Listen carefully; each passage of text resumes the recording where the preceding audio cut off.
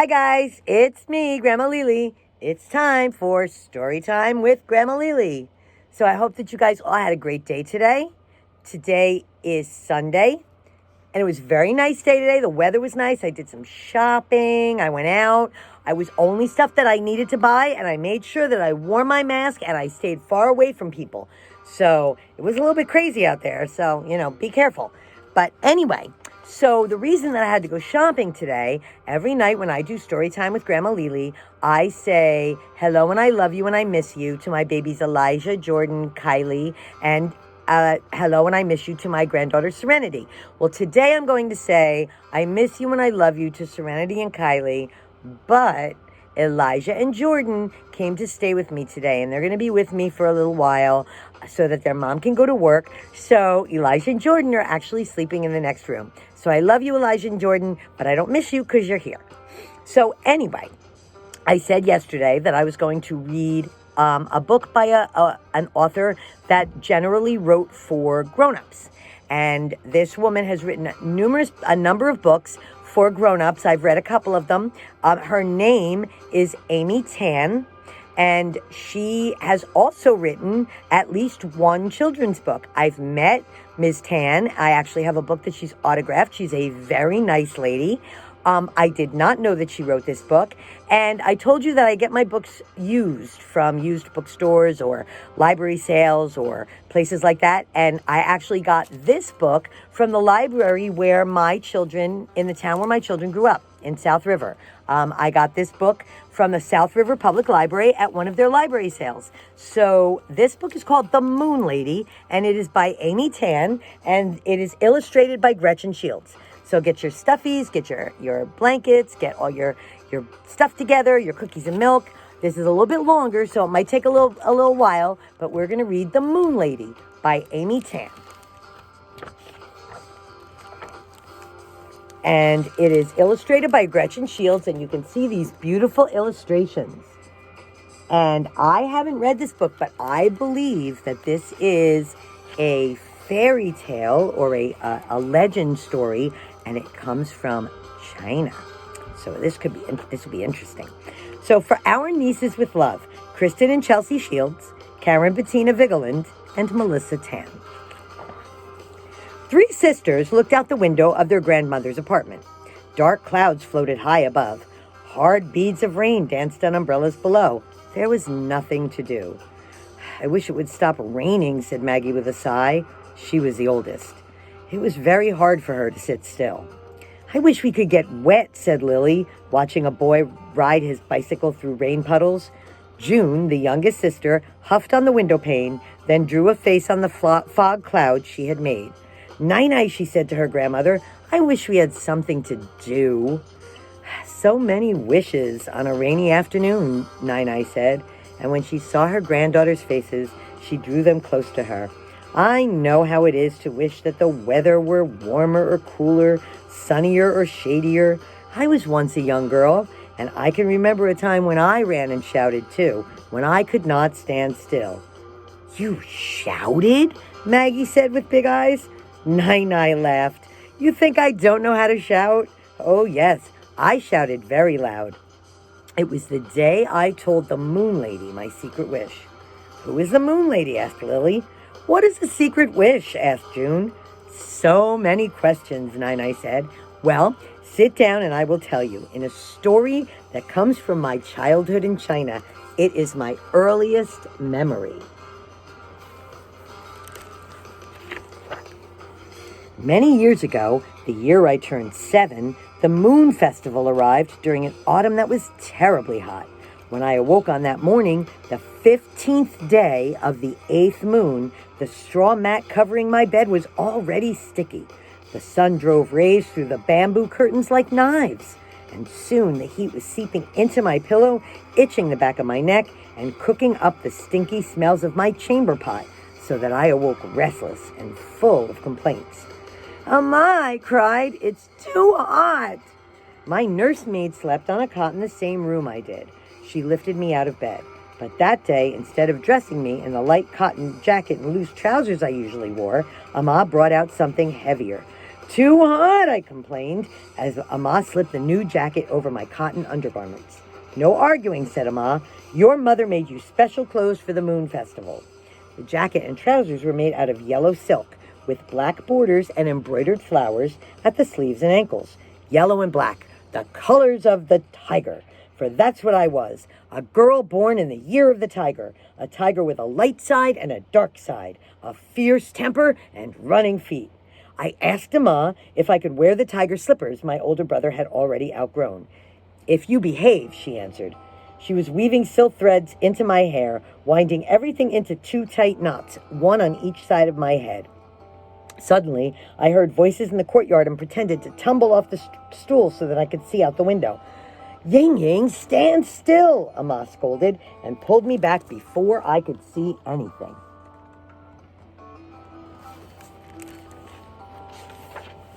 Who's here? I asked. Dad, yeah, the whole family, said Amma. Your father has rented a big boat. This afternoon, we will all go to Tai Lake, and tonight you will see the Moon Lady, if you behave. The Moon Lady? The Moon Lady, I said, jumping up and down. And then I tugged Amma's sleeve and asked, who is the Moon Lady? Lady Chango, Amma answered. She lives on the moon. Tonight is the only time you can see her and have a secret wish fulfilled. I imagined a lady dressed in shadows, sitting on the moon, leaning over to find me. What is a secret wish? I asked. Amma told me, it is what you want, but cannot ask. Why can't I ask? And Amma had to think hard how to answer me. If you ask, then it is no longer a wish, but a selfish desire, she said at last. Then how will the Moon Lady know my wish? I said. Amma laughed. You can ask her, because she is not an ordinary person. Good, I said. Then I will tell her I don't want to wear these clothes anymore. Ha ha! Did I not just explain, said Amma? Now that you have told me this, it is no longer a secret wish. That morning, nobody seemed in a hurry to go to the lake except me. Mama and the old ladies drank more and more tea. They talked about aches and pains, about herbs and ointments for soothing swollen feet. My father and my uncles recited poetry, looked at paintings on the walls, listened to a cricket singing in its cage. I sighed and sighed, impatient to go to the lake, but nobody seemed to notice me. Finally, Amma came into the room and gave me a mooncake in the shape of a rabbit. She said I could go into the courtyard and eat the mooncake with my 2 cousins, Little May and Littlest May. It is easy to forget about a boat when you have a rabbit mooncake in your hand. The 3 of us ran through the round moon gate leading to the courtyard. We scrambled and shrieked to see who would get to the bench first. Since I was the oldest, I sat in the shady part where the stone slab was cool. My little cousin sat in the sun, staring at me, then at my mooncake rabbit. Oh, how I wished I didn't have to share. But as soon as I thought that, I knew it was a selfish wish. So I broke off an ear for each of them. Of course, I wasn't being very generous, because the ears were just dough, with no sweet bean paste filling or egg yolk inside. But my cousins were too little to know any better. I ate the rabbit's round body, rolling my tongue to lick off the sticky sweetness, and after we pinched up every last falling crumb, my cousins left, and I had nothing else to do. Suddenly, I saw a dragonfly with a bright crimson body and transparent wings.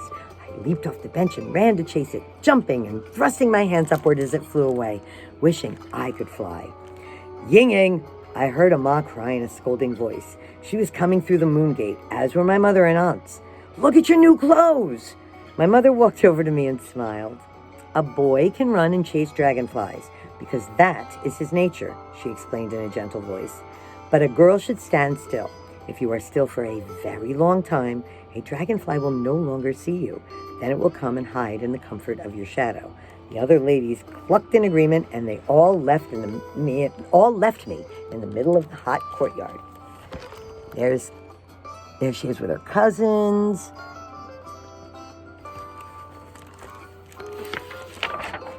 Standing perfectly still like that, I discovered my shadow. It had short legs and long arms, 2 dark coiled braids just like mine. It had the same mind. When I shook my head, it shook its head. We flapped our arms. We raised one leg. I turned to walk away and it followed me. I ran and it chased me. I dashed into the shade and it disappeared. I shrieked with delight at my shadow's own cleverness. How I loved my shadow, this dark side of me that loved all the things no one else could see. And then I heard Ma calling, "Ying Ying, it is time to go to the lake." My shadow and I went running toward her. Our entire family was standing by the front gate chatting happily, waiting for the rickshaws to arrive. Baba wore a new brown gown. Mama had on a jacket and skirt with colors that were the reverse of mine, black silk with yellow bands, and my older brother had put on a blue jacket fastened with a silver lock on a chain to protect him from ghosts who stole young boys. When we arrived at the lake, I was disappointed to feel no cooling breezes. I jumped out of the rickshaw right away, but then I had to wait many minutes as everyone else slowly climbed out of theirs. Mama, Baba, my uncles and aunts, my brother and cousins. The lakefront was crowded that day, full of excited people.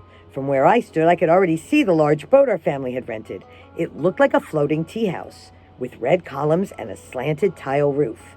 And then, finally, Ma grabbed my hand tightly and helped me walk across the plank onto the boat. And there she's looking at her shadow, and there's the dragonfly. These are some beautiful illustrations. As soon as my feet touched the deck, I sprang free. My cousins and I pushed our way past people's legs, past billows of dark and bright silk clothes, eager to explore the entire boat. I loved the unsteady feeling of almost falling one way then the other.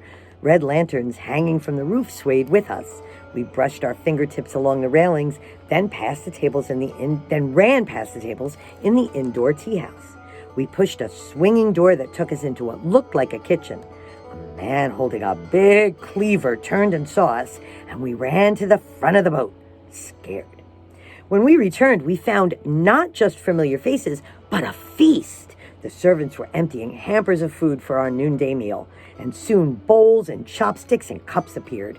They brought out sacks of apples, pears, and pomegranates, sweaty earthen jars of preserved meats and vegetables, plates loaded with dancing shrimp and freshwater crabs, and stacks of red boxes with 4 moon cakes each.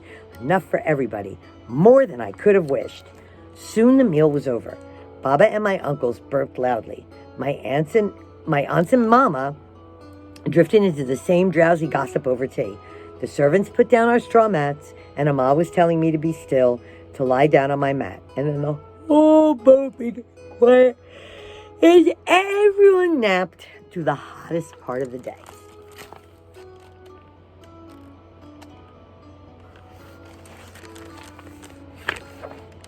When I was sure everyone was asleep, I got up as quietly as a tiger, careful not to wake Ma. First, I walked to the rail and looked at the lake. It was crowded with boats, rowboats, pedal boats, sailboats, fishing boats, small boats with only an oil-covered umbrella for a roof, and big floating tea houses, just like ours. Then I wandered along the boat. I sneaked past the kitchen where I had seen the scary man with the cleaver, and was suddenly somewhere I had never been. At the back of the boat, a man was feeding skinny sticks of wood into a small chimney pot stove. A toothless woman was chopping vegetables, and 2 rough-looking boys were squatting by the boat's edge. The bigger boy removed a large, squawking, long-necked bird from a bamboo cage. The smaller boy dove into the water and swam to a raft made of hollow reeds. Then the bigger boy threw the bird over the side. It swooped with a flurry of wings, then landed on the surface of the shiny water below. I walked to the boat's edge just in time to see the bird dive under the water and disappear. In a few seconds, the bird popped back up, and in its long beak was a fish still struggling to get away. Before the bird could swallow its catch, the boy on the raft grabbed the fish out of its beak, then threw it up to the boy on the boat, who tossed it into a wooden pail. They did this over and over, and each time I clapped my hands. How I wished I could be one of those boys. And then I turned around and discovered more interesting things. The toothless woman was now dipping her hands into a bucket filled with eels. I came closer and saw that they looked like black snakes. The woman picked up a long, wiggly one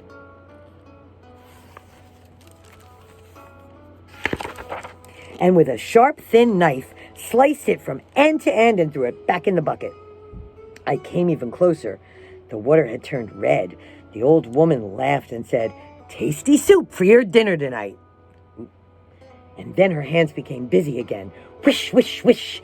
Whook, whook, whook. Fish scales flew into the air like shards of glass. Ducks squawked and their feathers floated in front of my eyes like clouds. Buckets of water were thrown on the deck to wash the fishy smells away. Finally, the woman was done. She stood up on creaky legs, carried some baskets of vegetables into the kitchen, and left me alone.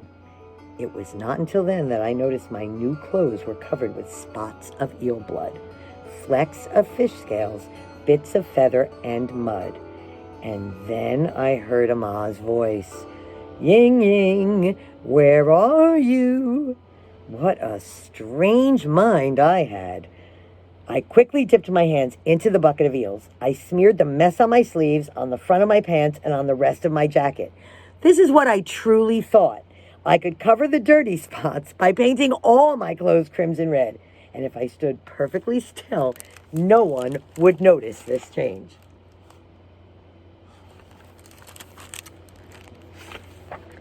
This is how Ama found me, covered with eel blood. How she screamed. She ran over to see what pieces of my body were missing, what leaky holes I had sprung. After she inspected my ears and nose, counted my fingers and toes, she yanked off my jacket and pulled off my pants, scolding me in a trembling voice. "Your mother will be glad to wash her hands of both of us." She was angry, but I also think she was scared. You see, she was responsible for me. And when I got into trouble, Ama got into bigger trouble. "Your mother will banish us to Kunming," said Ama with a sad voice. And when she said that, I was glad. I had heard that Kunming was a wild place surrounded by a stone forest ruled by laughing monkeys. "When can we go?" I asked. Ama's mouth dropped open, so shocked to hear me say such a thing. She left me standing in my cotton undergarments, pouting at the back of the boat because I refused to say I was sorry. Evening came, the sky darkened, and the water turned black. I was still sitting at the back of the boat, watching red lantern lights glowing all over the lake. I heard the sounds of happy people at the front of the boat, eager for the banquet to begin. I wished I could be there. I looked at the water below with my bare feet, and I saw my reflections, my pouting face, my hand waving one of the dirty tiger slippers. And in the dark, shiny water, I saw the full moon rising above my head, a moon so warm and big it looked like the sun. The moon lady I had almost forgotten.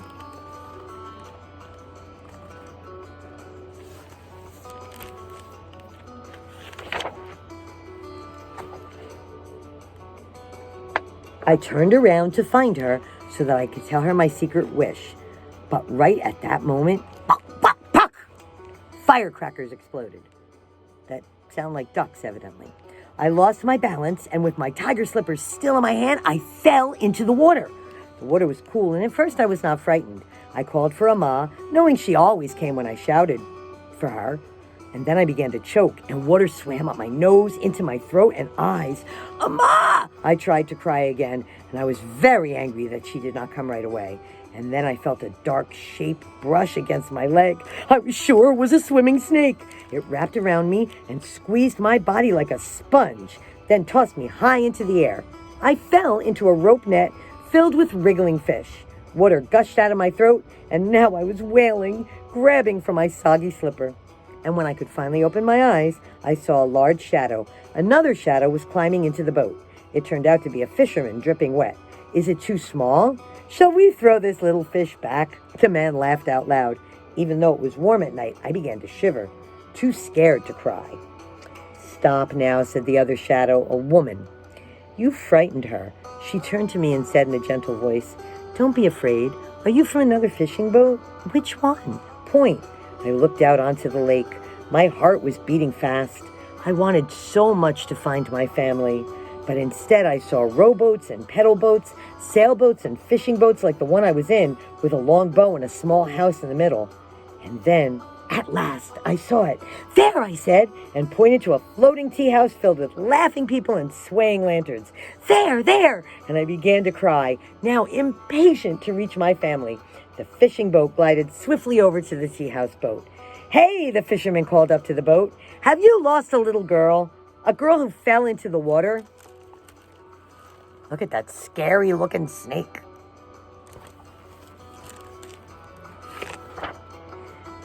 I heard some shouts from the floating tea house. I strained to see the faces of Baba, Mama, Amma. People crowded to one side to look at us. They were leaning over, pointing at our boat, laughing, with red faces and loud voices. A little girl pushed her way through some legs. "That's not me," she cried. "I'm here. I didn't fall in the water." The people on the boat roared with more laughter and then turned away. "Little miss," said the fisherwoman sadly as we glided away, "you were mistaken." I began to shiver again. I had seen no one who cared that I was missing. The farther we glided, the bigger the world became, and now I felt I was lost forever. The fisherwoman stared at me. My braids were falling down. My undergarments were wet and dirty. "What shall we do?" she asked. "No one to claim her." "Maybe she is a beggar girl," said the man. "Look at her clothes. She is one of those children who ride the flimsy rafts to beg for money." I was filled with terror. Maybe this was true. I had turned into a poor beggar girl, lost without my family. "Don't you have eyes?" the woman said crossly. "Look at her skin. It's too pale. And her feet. The bottoms are soft. This is the kind of girl who's worn shoes all her life." I was so happy to hear this, and then I remembered the soggy slipper in my hand. I showed it to the man and woman. "Hi-ya!" said the woman, staring at the yellow and black lump in her hand. "You're somebody's lost treasure, that's for certain." "Put her on the shore then," said the man. "If she truly has a family that wants her back, that's where they will look for her." When we reached the dock, the man lifted me out of the boat. "Be careful next time," the woman called.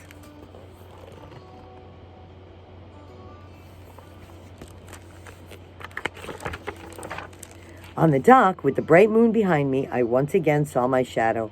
It was shorter this time, shrunken and wild-looking. We ran together over to some bushes along a walkway and hid.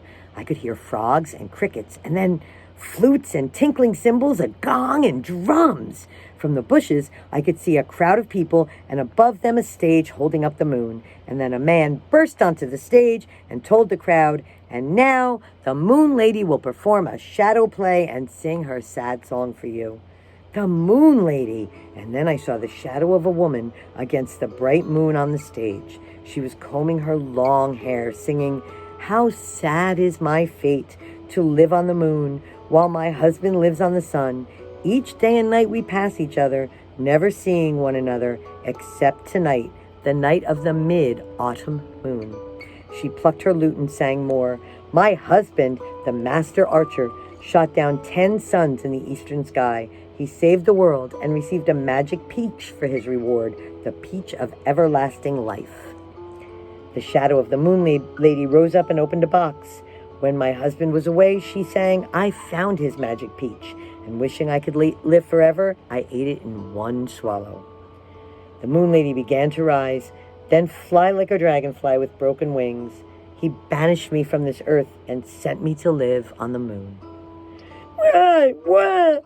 The sad lute music began again, and now I saw the poor lady standing against the bright moon. Her hair was so long it swept the floor, wiping up her tears. An eternity had passed, for this was her fate, to stay lost on the moon, forever regretting her own selfish wishes.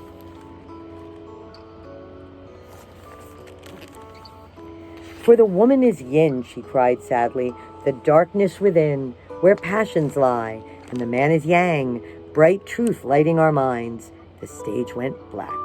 At the end of her tale, I was crying with the Moon Lady.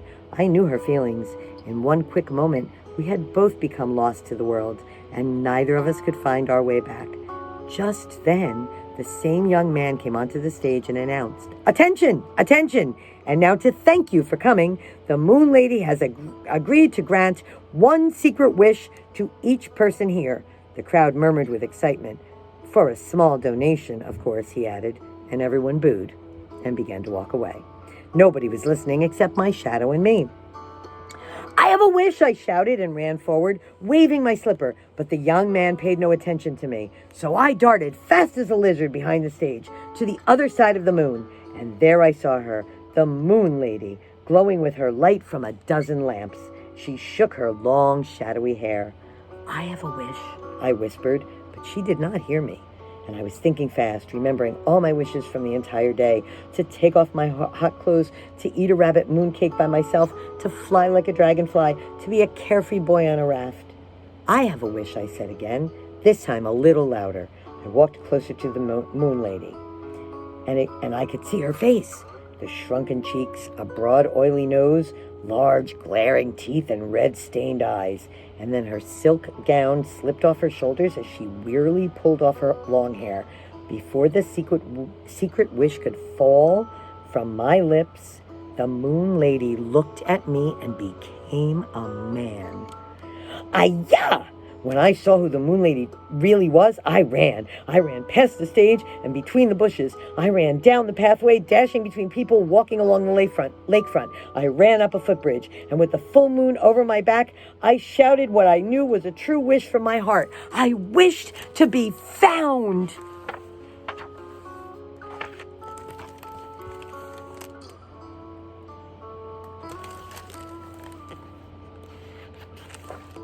"And now you see," said Nai to her laughing granddaughters, "I did get my wish, because I am here to tell you this story. I found them, Mama, Baba, my uncles and aunts, and Ama, waving to me with my other tiger slipper.